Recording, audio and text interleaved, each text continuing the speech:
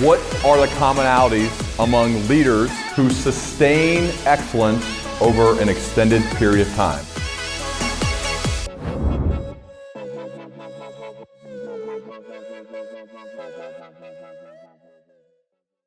Julian, it's so great to have you here on the Learning Leader Show. Welcome.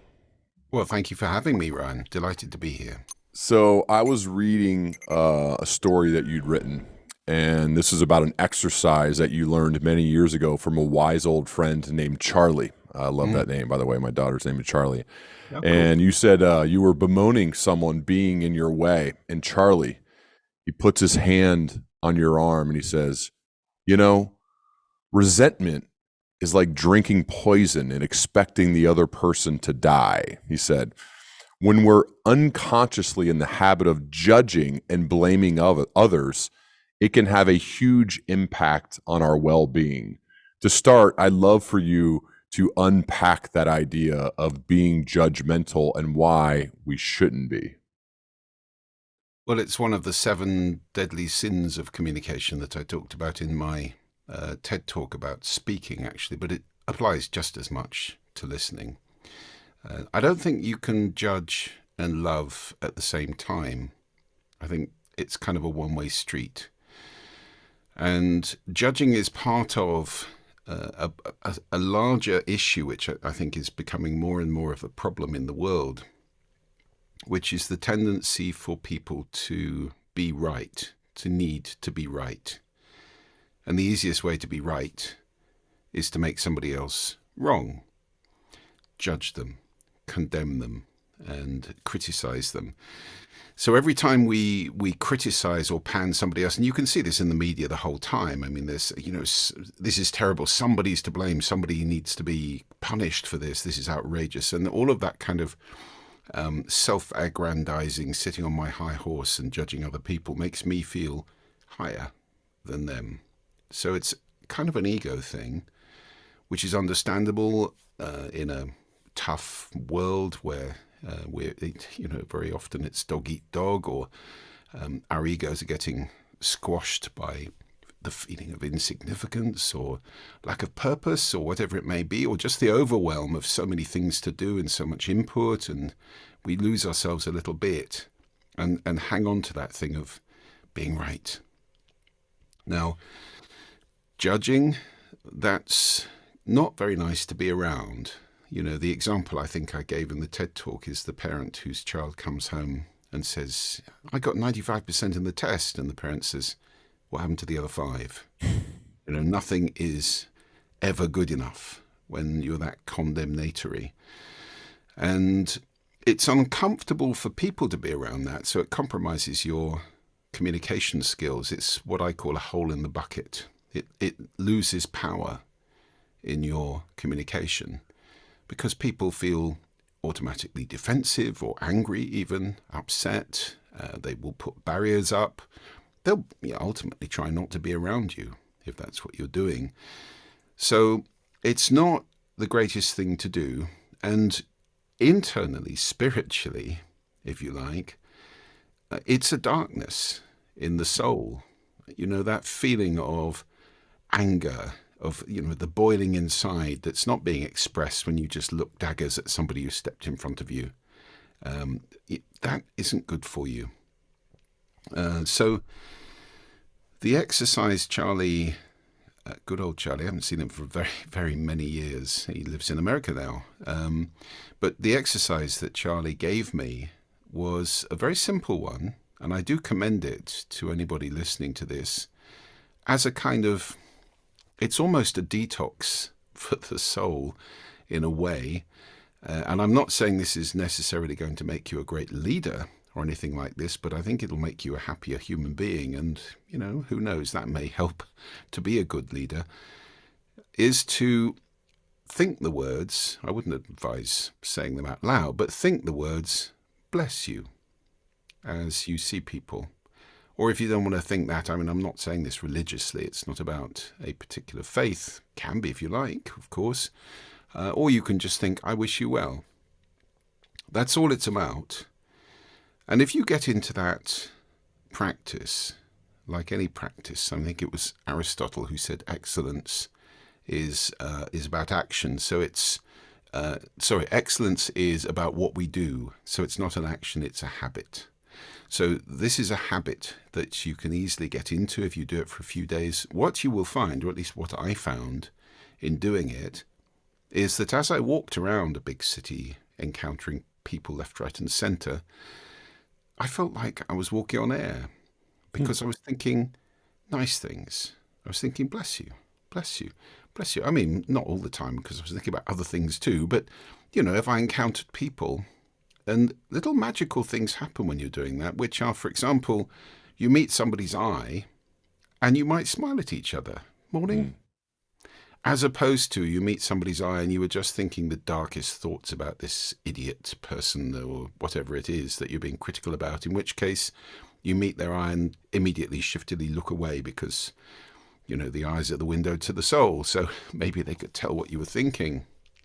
So it's a very positive way to operate internally, makes one happier, forges better connections with other people, and also really opens that street up for being kind, because bless you is a form of love. Well-wishing is the L of my little acronym for powerful speaking. HAIL. The L stands for love. And by that I mean well-wishing. I want to dig more into your TED Talk that has more than 51 million views. How to speak so that people want to listen. And you mentioned the 7 deadly sins, which we'll dig into, as well as the 4 foundations, the acronym HAIL. And one of those deadly sins we've already covered is judging, and probably negativity too. Gossip is the first deadly sin of speaking, and this is basically how to this part of the speech, the TED Talk, was on how to get people to not want to talk to you. And this one's important to me, especially in our family, because I've written about this in both my books, in fact, of this idea of spreading positive gossip, meaning speak kindly behind others' backs, as opposed to what most of us do, and we're all guilty at times, even though we try not to be, which is speaking negatively. Can you share more about why gossip was number 1 on the 7 deadly sins of speaking? Yeah, I've encountered leaders in organizations who indulge in this. It's kind of politicking to a degree. And I've been in organizations which have been massively political like that. They're not nice places to work, where everybody's backstabbing, everybody's making snide comments the moment somebody leaves a room. It's, oh, did you hear all of that kind of thing? It's kind of like a cancer that goes through an organization, and it is not a happy place to work if everybody's operating at that level. You're right, gossip, my definition of gossip is speaking ill of somebody who's not present. So saying a nice thing about somebody who's not present, I don't even define that as gossip. I think that's just speaking kindly of somebody. I think, let's be clear, that gossip is ill-intentioned. Gotcha. Very often it's embroidered and not true.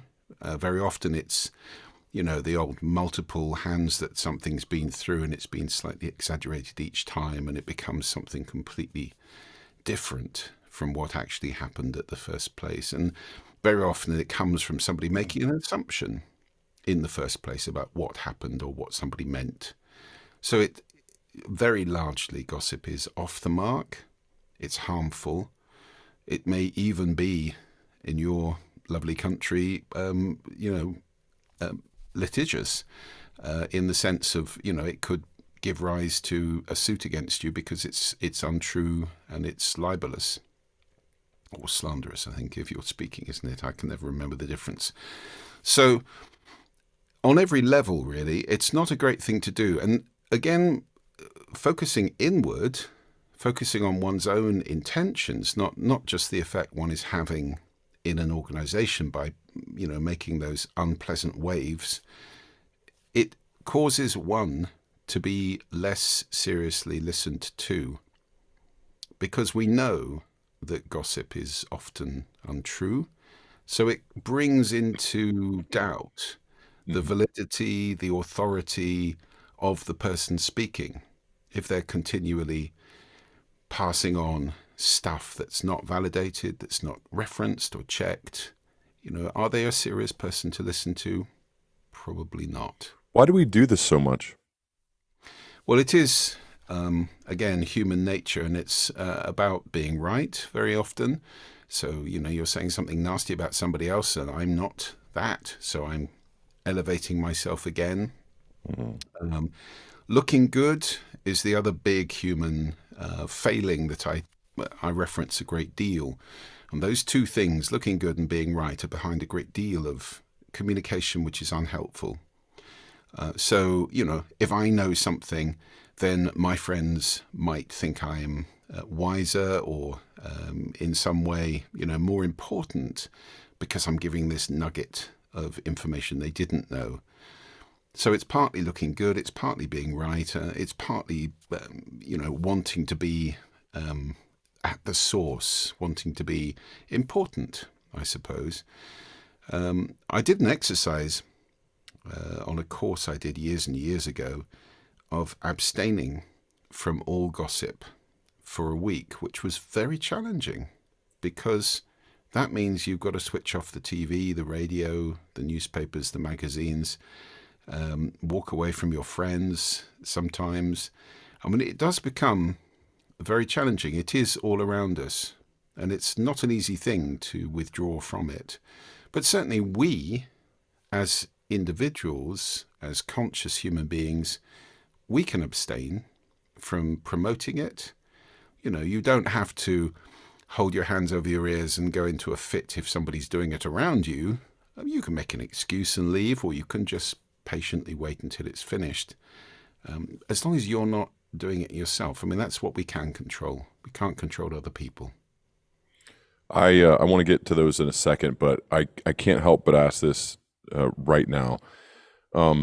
You come across as having this really authentic security in oneself is, I guess, the way I would put it, meaning this kind of, and I think if you call that self-actualize, comfort in your own skin, maybe all those things.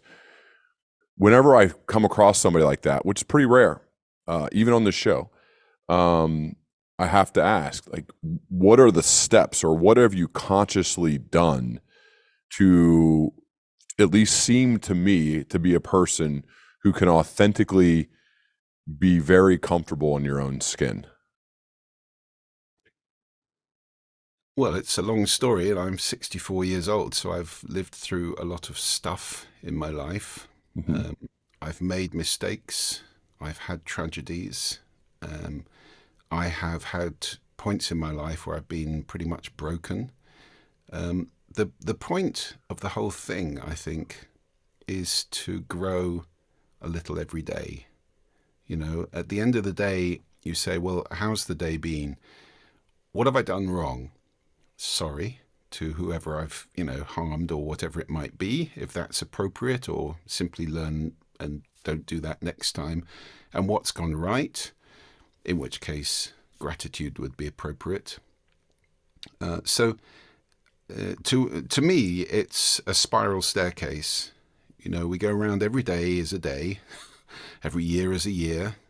Things changed, other things don't change. But, if you're going round and round, it's not on the spot, it's going up every time. That's the point. The intention is to grow a little bit every day by learning something every day. And that's what I set my sights on. So, I've had a lot of fortune in my life. I had a good upbringing. I had a good education. I've had the fortune to be involved in and run a couple of successful businesses. And, that's a lot me and a lot and luck. But I guess the values that I finally have arrived at, well, not finally now, I mean years ago, I ended up writing them down.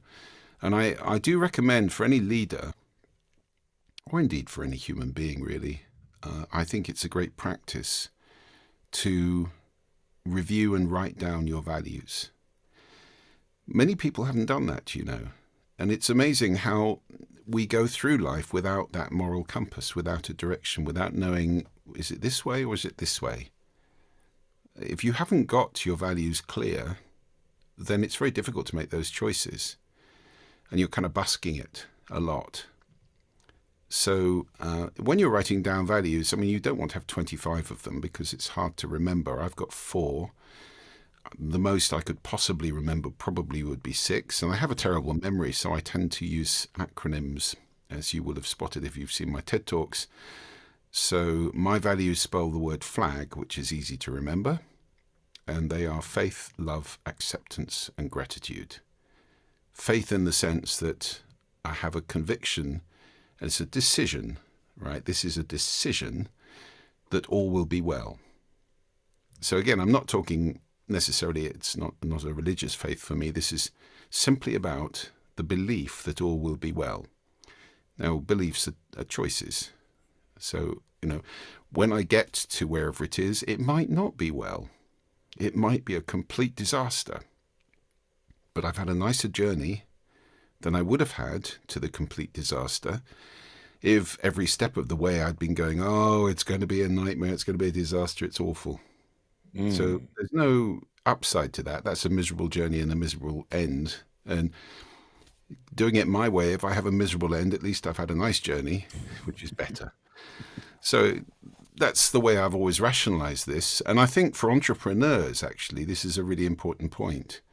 Because to me, entrepreneurs are the people who will take that leap in the faith that they will get to the other side, all will be well. Whereas everybody else is standing around going, you know what, you do that. I'll just wait and see. And they're not the people who end up with the success.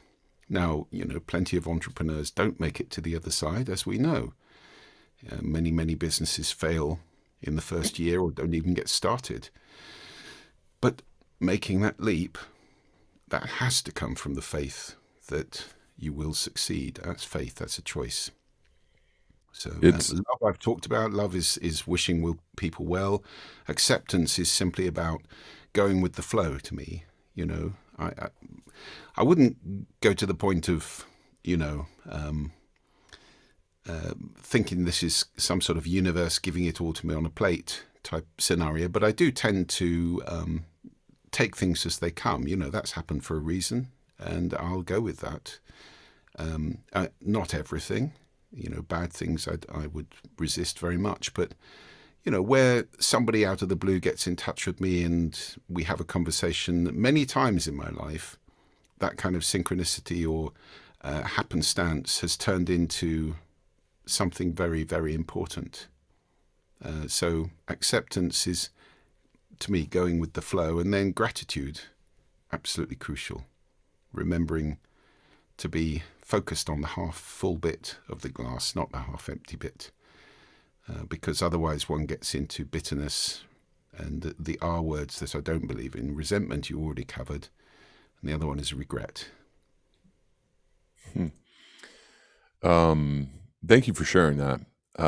One of the other deadly sins, this is 7 real quick: gossip, judging, negativity, complaining, excuses, exaggeration, dogmatism. I want to focus on that last one. Because this seems to be, I don't know how it is in your country, but it seems to be happening a lot here. The confusion of facts with opinions. When someone bombards you with their opinions as if they are true, is this last one that I'd love for you to expand on. And as leaders, I mean, these 7, we have to make sure they're not a part of our daily being. And I think this last one comes up a lot. So can you share more about this and how to make sure we don't become this person? Well, I think it's part of being an aware human being to be able to differentiate between opinions and facts. You know, today is Tuesday. That's a fact for me right here, right now, as we record this. Opinions are completely different things. And it's so tempting to get sucked into one's opinions being facts. Now, some leaders can get away with that. Steve Jobs, for example, I mean, I used to do work for Apple when I was running a magazine publishing company. We produced Apple's magazine in Europe for a couple of years when Steve Jobs wasn't there. He came back to Apple, cancelled the magazine. He said, I don't need to find out what my customers want, I know. Well, he was right. And so, as a genius, well, perhaps you can get away with it, but for every Steve Jobs, there are dozens of people that you really don't enjoy working for, who have strong opinions about stuff which turn out not to be correct, which turn out to be bad forecasts or based on bias or prejudice or whatever it may be. So if we can differentiate between those two things, then I think it becomes an awful lot easier to be wrong, to make mistakes. And those are really important things in any business, allowing people to make mistakes. I'm not talking about repeatedly making the same mistake, but, there are legion stories about, Post-it notes. Somebody was trying to make a strong glue and they didn't succeed and they ended up with a Post-it note. And then somebody said, hey, that could be useful. So mistakes can be amazingly productive things in an organization, and letting people make mistakes, as long as they're kind of pointing in the right direction, trying to innovate, trying to improve, that's how you move forward. And that is part of innovation to me.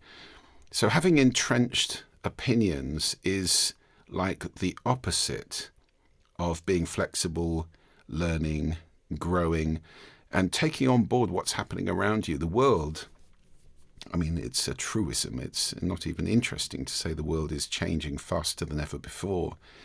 And my goodness, if you're stuck in entrenched opinions, you'll be the next Kodak or whatever it might be. We make slide rules, and everybody's always going to need slide rules.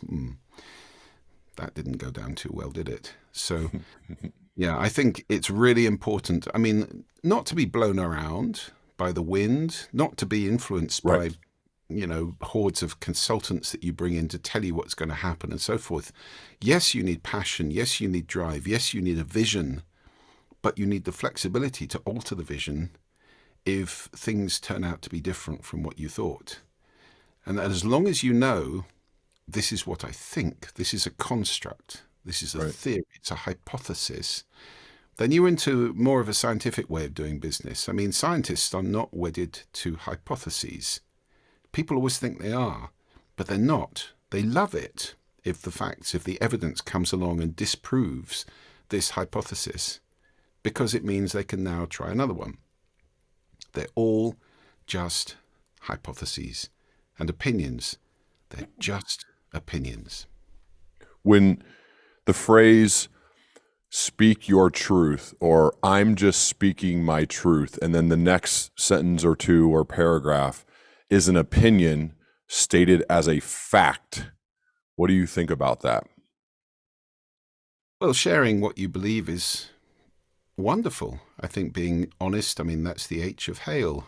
Being honest about what you believe and what you stand for, fantastic. Being clear that it's an opinion, double fantastic. I think I said in that TED talk, if I didn't, I say it on stage when I'm talking about this, wouldn't it be a wonderful world if we actually asked people's permission before giving opinions? Would you like my opinion on that? No. Or this is what I think, what I believe as of today. Like my one issue with my truth and then an opinion, but I am supposed to accept it as a fact. And if I don't, then I'm the idiot, which I struggle to have conversations with people like that, where their truth is just the fact. And that's not right. That's not true. You know what I mean? So there is like the truth, and I agree, but like my truth is kind of an odd thing to say if you're about to state an opinion as a fact. Yeah, indeed. And whatever your political beliefs, Barack Obama said a great thing, which was, I will listen to you, especially if we disagree. Love that. Now, how many of us do that? Well, The that's internet, Lincoln too, right? Abraham Lincoln said, I don't like that man. I must get to know him more." yeah, And I think that's in the exact same line of, I wonder what it is. I need to investigate more. and Now, that's the opposite, isn't it, of what we do on the internet, where we go out and get affirmation. There you are, I knew I was right. Thousands of people agree with me. Well, yeah, but millions don't, and you're not checking with them. You're just sitting with the little silo of people who absolutely agree with what you believe in. That doesn't make it right. yeah, yeah, I'm with you. I think it's so beneficial to have, if you can formulate this board of advisors where you're not necessarily aligned, like you're aligned from an integrity perspective and honesty, right? But as far as like, oh, he views the world differently than me, I know we differ there. I want to have a conversation versus nah, I only can hang with the people who we are 100% think the exact same things. Okay, you mentioned HAIL, which is also an acronym. HAIL is the 4 foundations that we can stand on if we want our speech to be powerful and make change in the world, which as leaders we all do. There's a reason 51 million people and counting have watched this speech. HAIL stands for honesty, authenticity, integrity, and love. We've covered honesty and love and a little bit of authenticity. But from a leadership perspective, now you gave this talk probably before this whole rise of authenticity now has, I think it's all over the place. From a leadership perspective, what is it about authenticity that is so important? Well, being yourself, I think, is crucial, and being known as yourself. I mean, intimacy is being known, and I'm not suggesting that you be best buddies with everybody who works for you, but being yourself in all situations gives people so much confidence because they can start to get to know how you're going to respond. The whole thing of being of putting on some sort of act of being powerful or incandescent with rage in certain situations and then different in other. If you're volatile like that, it makes it very, very difficult for people to manage you. And, any great boss to me is somebody who can be managed by the people who work for him or her. I don't mean manipulated. I mean that they can efficiently and effectively present things in ways that are going to be the most useful and productive to that person. And that comes a lot from being authentic. Now, not all of us are going to be authentically wonderful. And, I can tell you, I'll give you a story about this. When I sold my magazine business to a big American group, the UK company was run by a guy who was known to be massively irascible and to brook no bad news at all. In fact, he would sack people who brought him bad news. He would, at the very least, tear them to pieces in front of other people. So it became impossible to deliver bad news to this guy. The result, people in this agency started claiming that they had won things they hadn't won, or that they hadn't lost things that they had in fact lost. The accounts for 2 or 3 years ended up being largely fiction.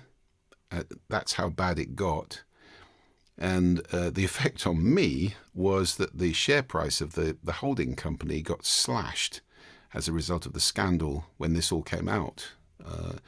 Now that's all about somebody who was, maybe he was being authentically himself, which is not a very nice person, but it was not a productive way to be. It was not allowing people to be authentically themselves. And that's the other side of the coin of authenticity, really. It's fine for me to be authentically myself.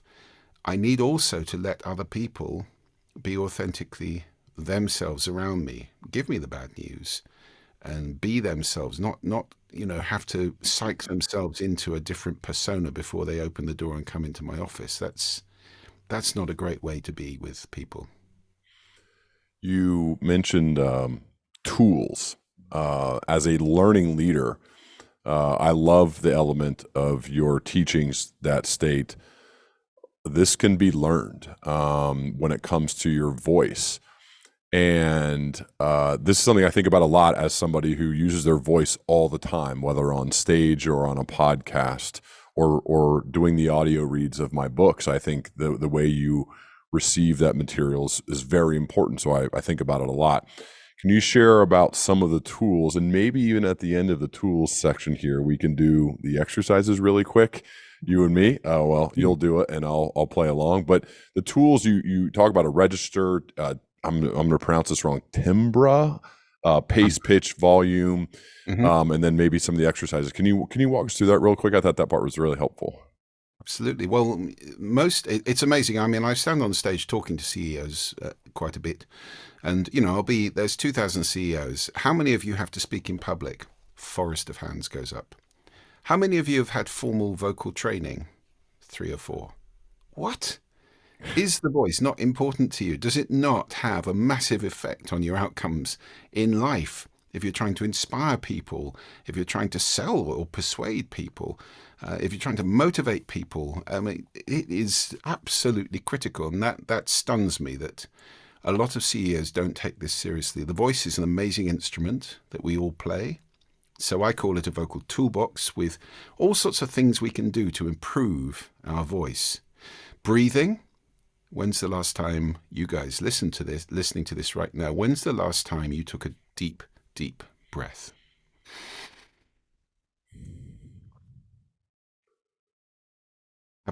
Have a breathing practice. Your voice is just breath. That's the fuel. It is what your voice actually is. And if you don't breathe well, it's hard to speak well. It's also a great antidote to nerves. Not that most CEOs would feel nerves because they speak in public a lot, but some do. So breathing, posture, very important. A great little tip for that is if you're standing on a stage or in front of people, imagine a string attached to the top of your head, and then automatically everything just dangles from the string. Your shoulders go down and back, you stand straight, it's nice and comfortable, it's loose, it's relaxed. That is a great thing to have in your mind as you're speaking to people. And then for the voice itself, pitch and prosody are very important. Pitch can enormously change what you're saying. You suddenly go up, as well as pace, of course. So if you imagine a commentator on a horse race or something, is going to get more. So that automatically drives energy in the listener. So the way you speak affects how people listen to you very deeply. And then you've got things like timbre, which is the texture of your voice, the feel of your voice, if you like. We tend to like voices which you would describe in the way you describe a hot chocolate: rich, dark, warm, smooth, sweet, for example. And if that's not you, you can work on it. Get a vocal coach. Google somebody, voice coach, drama coach, speaking coach, singing coach, whatever it might be.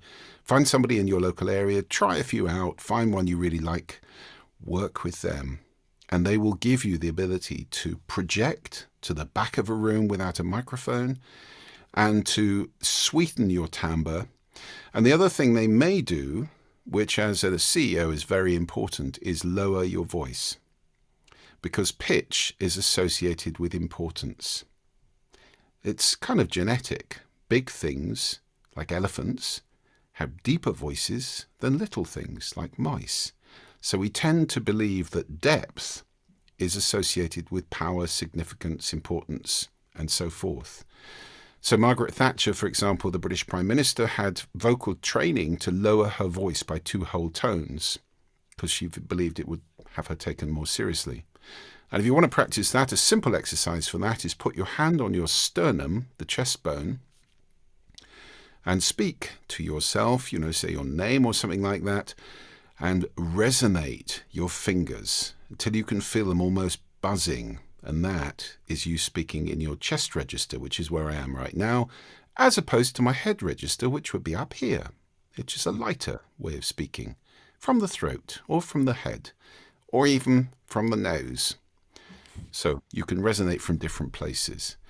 So those are some of the tools in the toolbox. I really do urge everybody to take this seriously, because your voice determines your outcomes in life. We teach reading and writing in schools. We do not teach speaking and listening. Why? This is mad. Speaking is much older. We've been using complex language for probably 100,000 years as a species. Writing only came along about 4,000 years ago, maybe 5. That's it. And yet, so much of what we do now involves typing, looking at screens, and so forth.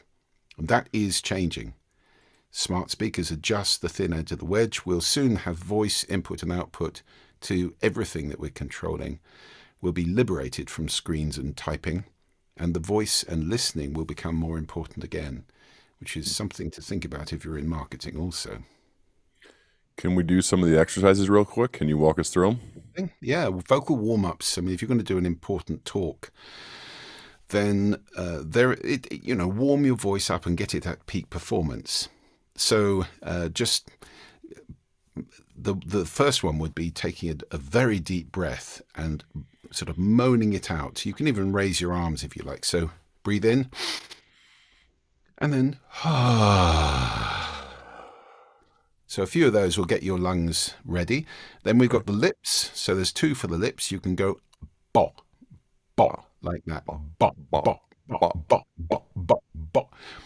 That's a good one to start your lips getting awake. And then the other one is do what you did as a child if you were cold, which is that's it. And your lips will now be awake. The tongue, the other very important piece of equipment. So we do 2 for the tongue. There's a la, which goes right from the back of your palate to the front of your mouth, very exaggerated. These are press-ups for the tongue. So la, la, la, la, La, la, la, la. la.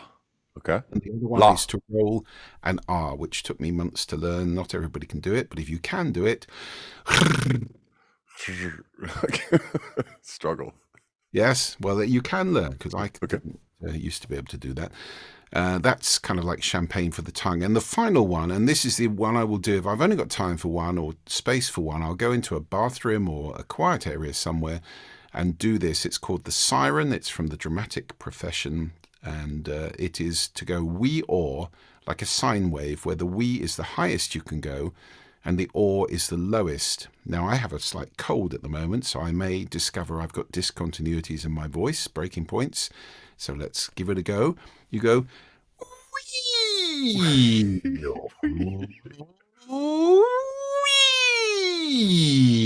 or, as you can hear, I had some breaks at the low end in my voice, which is because I have a head cold. So it's a very, very good way of warming your voice up, that one. Normally, it'll shift your voice down at least a tone before you go on stage. And of course, the other thing you can do before you go on stage is a Amy Cuddy power pose from her TED Talk. Just making your body much bigger. The victory pose of arms in the air, it releases testosterone and makes you feel more powerful and more confident. Thank you for walking through those. The other really important element, I think, from a leadership perspective, to see how somebody responds when you genuinely listen to them and they feel heard and seen is everything. We all know that feeling, or we have that boss in our mind that we worked for that just waited for us to stop talking before they could give us whatever they wanted to give us, versus that friend or leader or person who genuinely listened to us all the way till the end, like the improv exercise where we did this. Did this at one of my workshops. So I brought an improv expert in, and the exercise was you have to listen all the way to the end and then try to repeat as much as possible as what that person said, and you can't do that without listening all the way to the end, right? So you did a TED Talk on 5 ways to be a better listener, because we spend about 60% of our communication time listening, but we retain about 25% of that, which is a big problem. And if you could retain more or all of that, I would imagine you'd be a better friend, you'd be a better partner, you'd be a better boss, you'd be a better leader. I mean, I think it benefits in all ways. Can you share those 5 ways for us to be I'm not asking you to do the TED Talk again, but maybe 5 quick ways for us to be better listeners. Well, first of all, it's the key thing here is to understand that listening is a skill. Hearing is a capability. People always conflate these two. They think listening is a capability. That's why we don't teach it at schools, because it's just natural to listen. No, it isn't. Hearing is a capability. When you listen, you select certain things to pay attention to, and then you ascribe meaning to them. So my definition of listening is making meaning from sound, and that's volitional. It's a mental thing, and it is totally different from hearing. It's a skill that you can practice and master. And the first and biggest mistake that people make with listening is to assume everyone listens like I do. I see that all over the place, and that is fundamentally untrue. Ryan, your listening is unique. Everybody listening to this, your listening is unique. Nobody listens like you do. And that's crucial to understand. The reason is that we listen through a set of filters, the culture you're born into, the language you learn to speak, your values, attitudes, beliefs, intentions, expectations, emotions, assumptions. All these things are fashioning your listening, and it changes through the day, and it's different from person to person. An audience will have a kind of gestalt listening at this particular moment, very different from, 9 o'clock in the morning, from 5 p.m. or just after lunch. It changes dramatically. So there's a great question to ask yourself, and this is the biggest tip I can give anybody who wants to understand how to communicate, how to connect better with people, is to understand this point that listening is unique, and to ask yourself the question when you're speaking, what's the listening I'm speaking into? You always speak into a listening, and it's different. Even if it's the same person as it was yesterday, it'll be a different listening. So you ask yourself that question over and over again. And being sensitive to that, I think that's the beginning of becoming a better listener yourself. If you understand listening is a skill, it takes effort. So becoming conscious that you're doing something. Listening is work, guys. That's the bad news. It is work. The old tapping away on something in your hand. Oh, no, I am listening to you. No, you're sending a text. That's a different thing. We do a lot of partial listening in the world.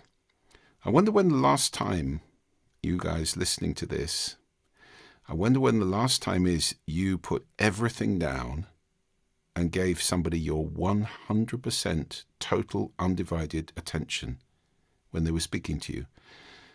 Try that on somebody in your family. And you probably get the response, what are you doing? Because we're not used to this. We're used to this sort of second-hand, half-baked bit of listening that we have to make do with most of the time. And it can be quite intimidating when somebody really is listening to you.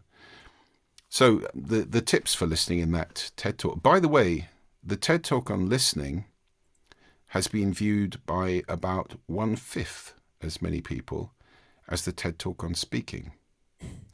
Now, that is quite interesting to me, because to me, the crucial foundational skill in leadership, in life, is listening. If you want to be a great speaker, first, you need to be a great listener. It does not go the other way around. And, many great orators have understood this point, and so they're asking that question, what's the listening I'm speaking into? That's how you hit the bullseye. You understand the people you're speaking to. What are their needs? What are their aspirations? What are the problems? What are they here for? What are their intentions? And that way you can be a tremendously powerful speaker. But without the listening, it doesn't work so well. So, some tips. Reacquaint yourself with silence.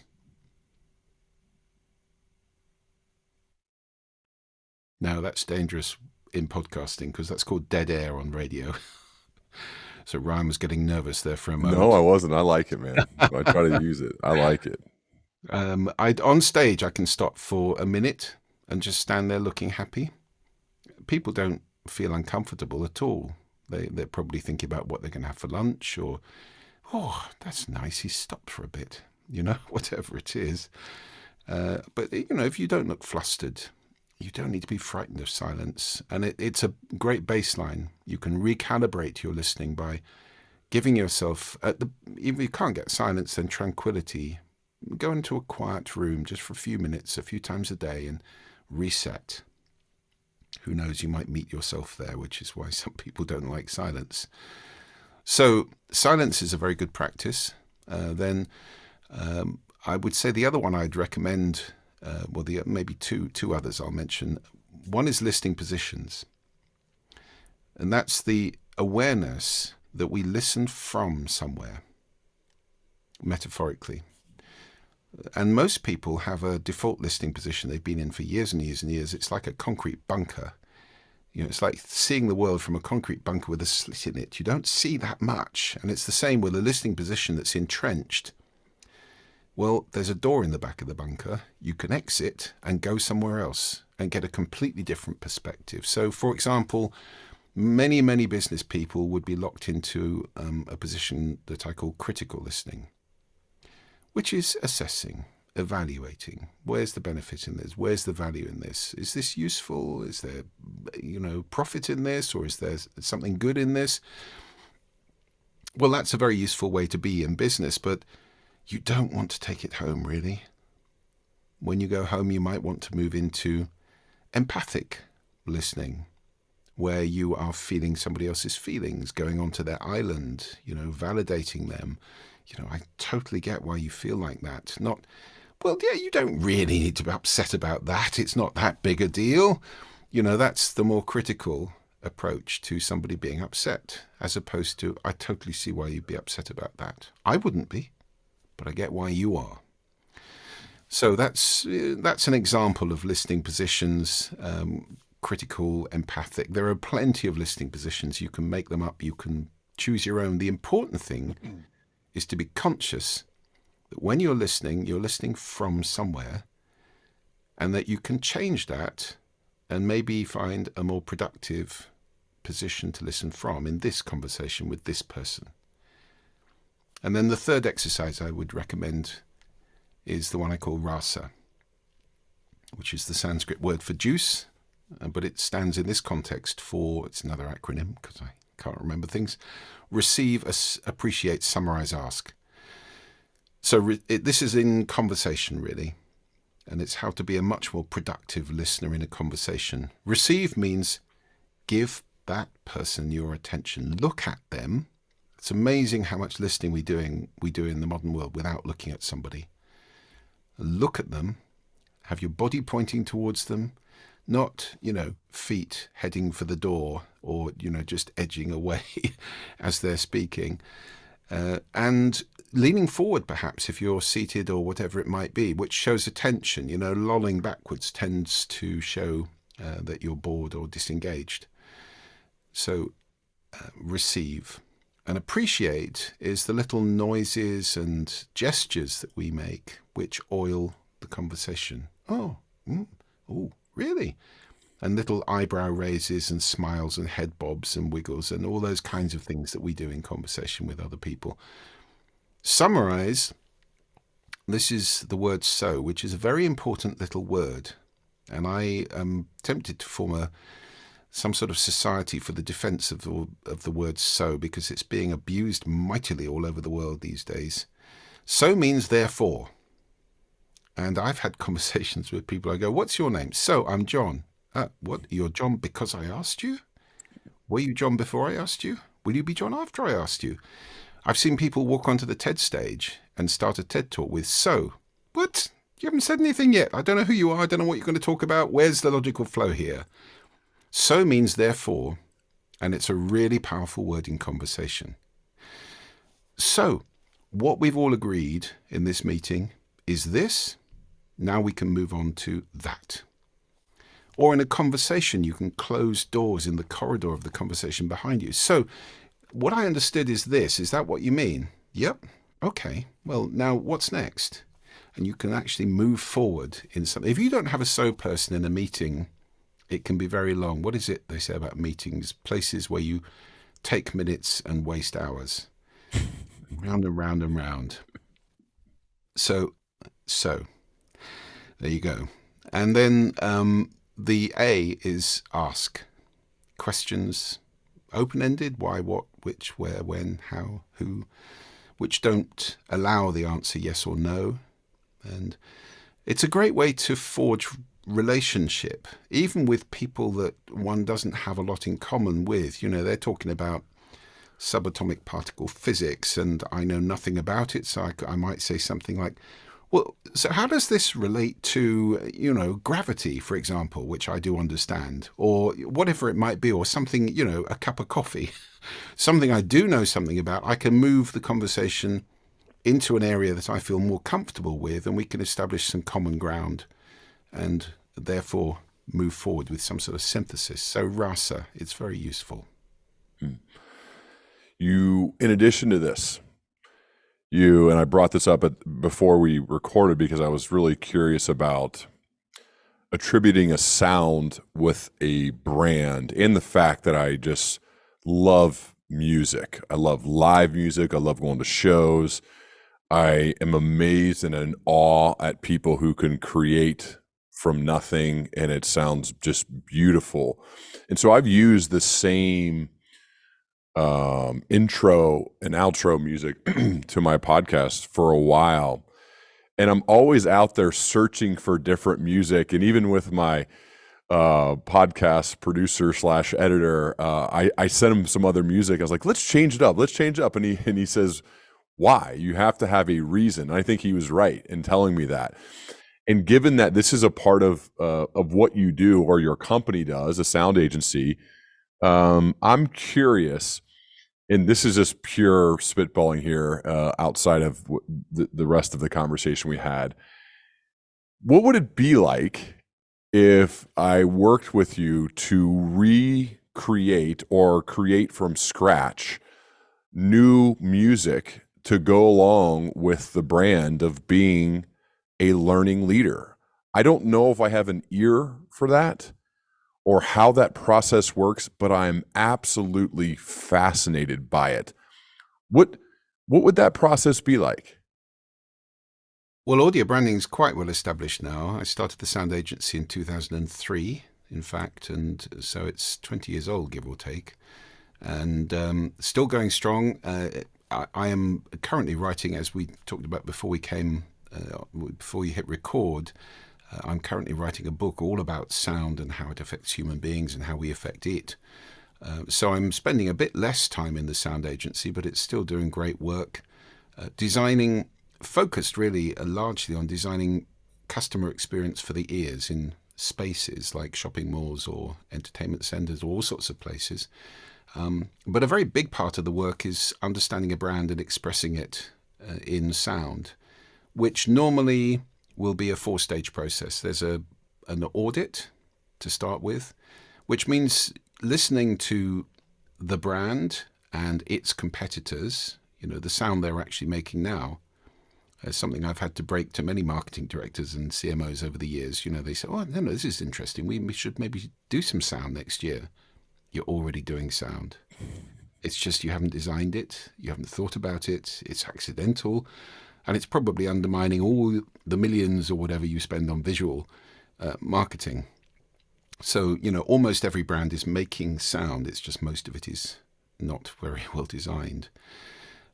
So there's an audit to start with, and then questions like what sound could you make? What are the brand values? What's the architecture behind the brand, the values, personality, and all those kinds of things? And then how can we best express that through sound? This is sound I'm talking about, not just music. Music's one form of sound, but if you think about, I don't know, Netflix with the, that's not music. It's a very powerful sonic logo, and there are plenty of sonic logos out there which are not music, but which are very identifiable sounds that immediately mean the brand to you. So it's all sound. And then once we've done an audit, then we would move on to some creative work to develop the appropriate sound or sounds. A sonic logo tends to be 3 to 5 seconds. So you think of, McDonald's. You can immediately in your head hear that whistle. That's a sonic logo. Or Intel, da da da da. which was the original Sonic logo, really done back in the early 90s. So a classic, iconic little sound that, like any aspect of branding, really, it's a piece of data compression. It's designed to give you a doorway into the brand. It can't possibly express the whole thing, but it should be consistent with the brand values and express some part of them at least. And I think your editor is right. Consistency is very important. Mm. I mean, you've been doing this podcast for a long time, and a podcast is a rod for your back. Once you start, you really shouldn't stop. So, and you've done 400 and some episodes, which is epic. Well, changing things with that kind of brand heritage should be done with great care. So that's something to think about, because I think any great brand is all about consistency, not just through time, but in space and in all the senses as well. For the eyes, for the ears, for the nose, if relevant, for the mouth, if relevant. So design. And then the third stage is deploy, which is to put the sound in where it needs to go. So, for you, we might make a Sonic logo. We might make some intro music or sound. There might be bumpers, which would happen that your people could drop in through the conversation. I don't know if you have sponsors to drop in ads and things like that. People do. So then you need little stings or bumpers that work, and it all needs to sound of a piece, that it's been well designed. And the fourth stage is develop, because just like any part of marketing, you can't just do it and leave it forever. It ossifies. The world moves on. So it does need to be tweaked. Even Intel's powerful Sonic logo, which incidentally is worth hundreds of millions of dollars to them. I mean, how many of everybody listening to this, how many of you could draw Intel's logo? But I bet most of you could sing it. And it seriously is, they've had it valued, it's worth a great deal of their brand value, which is in the billions. So, and they had a company like yours create that for them? Yeah, well, it was a guy called Walter Wazower, actually. I know him. He was in California, and he did the original sound for them. And he was lucky because he was kind of first on the block. So it goes 1-4-1-5 in musical terms, dum da bam bam, which is what Beethoven's Ninth does. It just takes a lot longer to do it. Most music will kind of do that from the first to the fourth, and then the first to the fifth to resolve it. And he was able to put that together. And obviously it's a mnemonic for Intel Inside, which was their brand at the time. So he took that cadence, Intel Inside, and made it into that. So it wasn't us, we've done plenty of things like that over the years. I love the thought of being more intentional about that. And I know consistency is important and people are really used to it. It probably sets the tone for the conversation you're about to hear. But there wasn't a lot of intention other than I just want some kind of exciting. I think the one I bought like 20 of them, but the one that we ended up using is called like boxing MMA intro. Like it's exciting, kind of boom, but it was just, this seems like much more intentional, and I struggle because of this learning leader mentality. I think that the ethos I try to live by of always evolving, always improving, getting better, not being afraid to change, having an open mind. And I may be misguided in some parts of what I do to say, hey, dude, just you got a good thing going. Let that thing keep going. Consistency is important with the way people experience your show. And but that's something like even my books and past things. I'm like, I always want to update them. I always want to I kind of changed my mind, and some things you have to kind of let it go.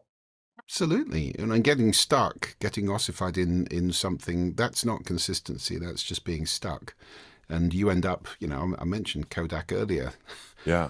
It'll never change. People will always need film. No, yeah, maybe not. So yeah, getting stuck in something is not necessarily consistency. But I think and there are many great stories of brands which have reinvented themselves and gone on to great success. Just as many, of course, have reinvented themselves and fallen flat on their faces. So there is risk involved, but if it's well done, then I think you can, with some conviction, say the world has moved on in the last X years, and we are reflecting that with this new look and feel, or whatever it might be. Do you have time for one more? Sure. I as I mentioned earlier, I love the sense of that. I feel like you've been through a lot, and you're a thoughtful and reflective person. Let's say you're speaking with somebody who's a bit earlier in their career, say they like early to mid 20s, and they want to do great. They want to leave a positive mark on the world. They're not entirely sure what they want to do. What are some general pieces of life/career advice you'd give to that person?